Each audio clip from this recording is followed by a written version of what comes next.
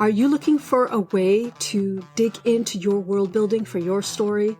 Then I recommend that you check out my world building workbook for fiction writers, now available. It's at howtowritethefuture.com. Just head on over there, click, sign up, put your name and email, and there you go. That workbook will be delivered to your inbox straight away. Hey everyone, Beth Barany here with How to Write the Future podcast. This is a podcast that offers tips and support for science fiction and fantasy writers, and actually writers of all kinds, who want to create positive, optimistic futures. Because I believe when we vision what is possible and we put that into our fiction, we actually help make it happen in the world. Because our readers read them, feel it, and it can change their outlook. And when your outlook changes, you can change how you operate in the world, how you behave, and how you think. I am a science fiction and fantasy author and writing coach and consultant. I work with individuals and organizations to help bring stories to life. In previous episodes of How to Write the Future, I mostly shared my thoughts on various topics, helping fiction writers to build their worlds and edit and market. Now going forward, I will be doing interview episodes where I will be talking to futurists, foresight practitioners, subject matter experts, and other people who can help us as fiction writers build better stories. This is the first of those interviews. I am very excited today to introduce you to a friend and a futurist and foresight practitioner, Melissa Clark-Reynolds. Melissa and I met this past summer at the School of International Futures, and we have been having ongoing conversations over Zoom and Twitter and email. In today's episode, I'm going to have Melissa introduce herself to you, and we're going to talk a little bit about what is it like to build scenarios as a futurist, as a foresight practitioner, and one of the tools that they use to describe the past of the future. I hope you enjoy this episode. Thank you so much for listening. Do you want to introduce yourself? Yeah, hi. My name is Melissa Clark-Reynolds. I work as a futurist foresight practitioner. I particularly am interested in the future of food and agriculture. And you can't really do that without thinking about the climate. And I also have a particular interest in pandemics, human and animal. So I studied a mixture of anthropology, epidemiology, and environmental planning. I spent almost 30 years in software development, a whole lot of it in thinking about predictive analytics and how we might use software to analyze both pandemics and water pollution and other kinds of pollution. Strangely, fluid dynamics is very useful for thinking about epidemics. So I have background in tech as well, kind of eclectic brain. We met at a futures course in the UK, but I live in New Zealand. And have you done this work in New Zealand primarily, or you've done it around the world? Mostly in New Zealand, though I have done quite a bit of work in Australia and in the UK. We met at a training this summer, School for International Futures, 1 week intensive. And something that I really took away from that is a lot of people who were there were very eclectic, had very eclectic backgrounds, and were already quite good at cross thinking, thinking across disciplines. You're not in software today, right? You don't work in software now, but how did that work lend itself to your work in future and foresight? I've always been one of those entrepreneurs that was just a few steps ahead of the market. And sometimes that's a virtue and sometimes it's a recipe for going broke. It was of no great surprise to me that my orientation was to the future. And I think I've always been like that. As an entrepreneur in software, I've always been wanting to create things that didn't exist. And a lot of it has been to help to model the future. Perfect. So kind of software just made sense. I was late to the whole discipline of futurism or futurist thinking. I first trained with the Institute for the Future in Palo Alto in 2016, and I've been running a futures practice, Future Centre New Zealand, since then. I think software, that whole thing of creating something from nothing and really wanting to understand where your clients are going to be and how to solve future problems rather than just solving today's ones is a lot of what software is about for me. Next, Melissa and I talk about how futurists build scenarios. It is very different than how novelists usually think about their stories set in the future or in an alternative time. Usually, we are thinking of only one kind of story and one kind of direction, whereas futurists and foresight practitioners think about multiple opportunities that might present themselves going forward.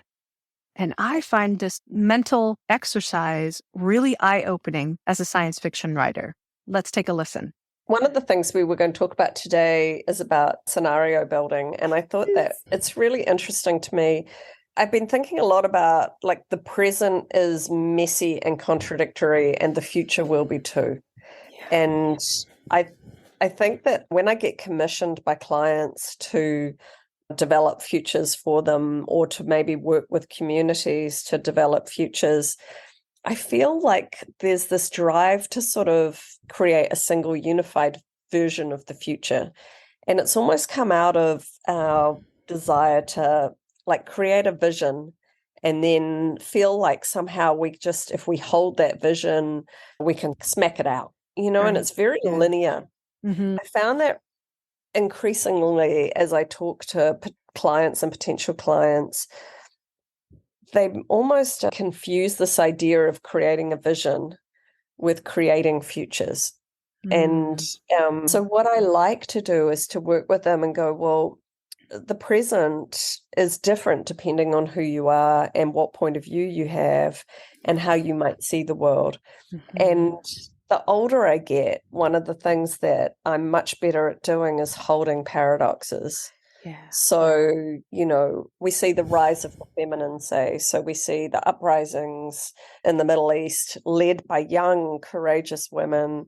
We see more women in public life. So we might see the Nancy Pelosi's and the AOC's. In my own country, women got the vote in the 1890s.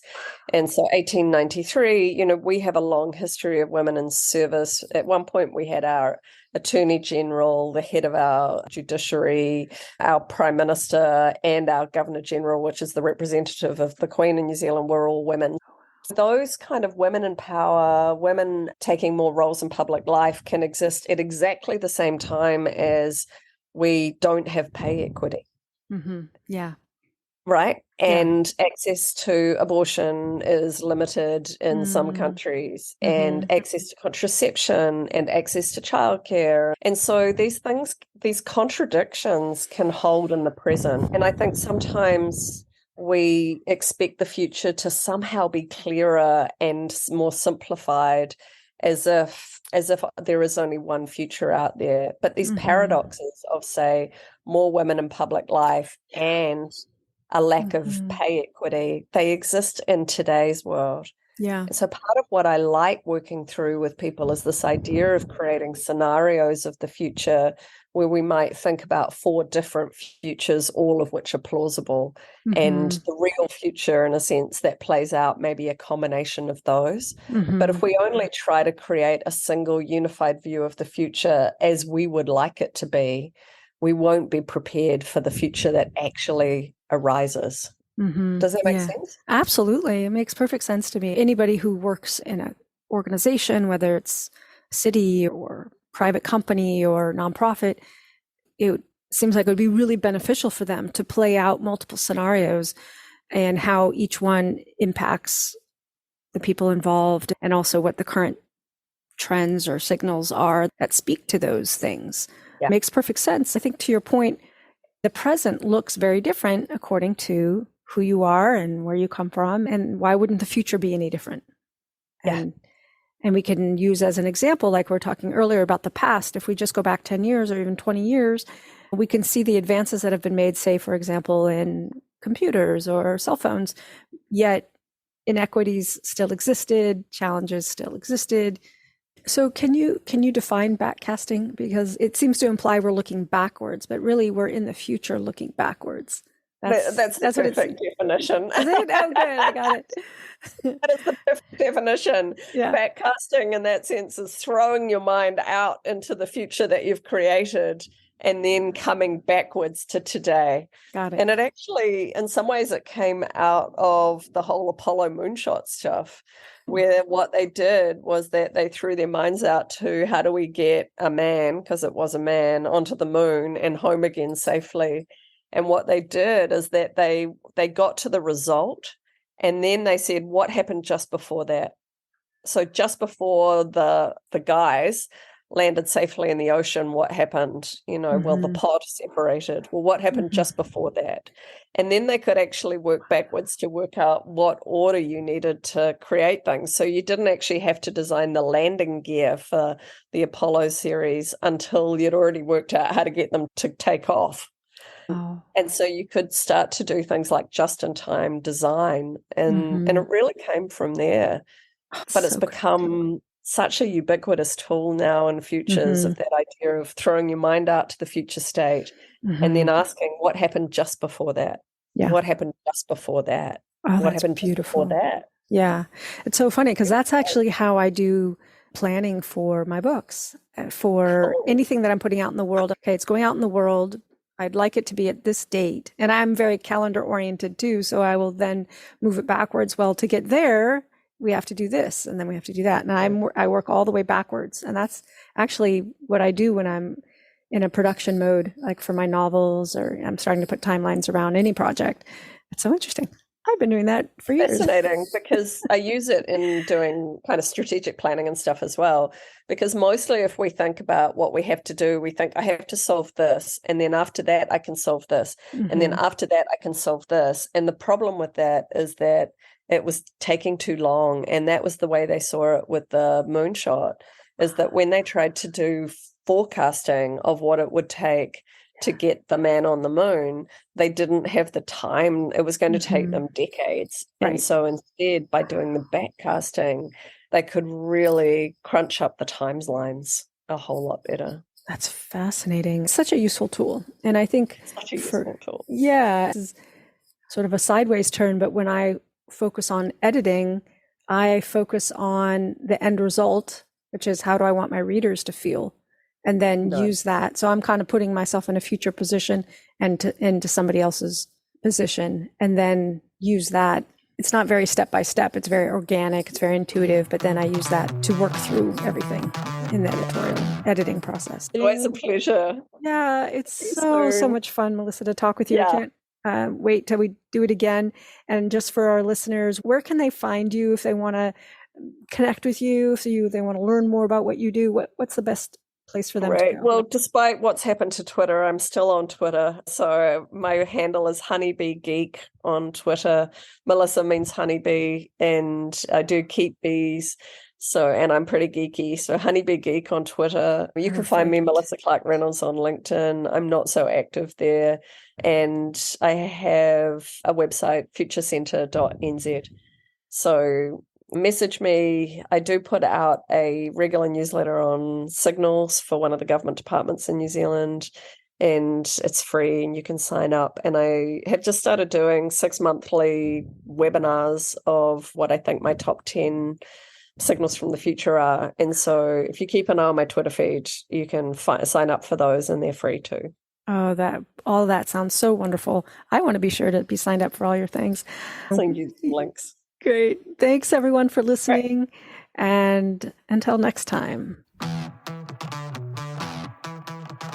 Thank you so much, everyone, for listening to my podcast.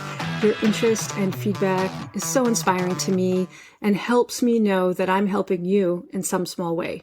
So write long and prosper. Are you stuck and overwhelmed by world building? Then check out my new world building workbook for fiction writers. Head over to howtowritethefuture.com and sign up for yours today.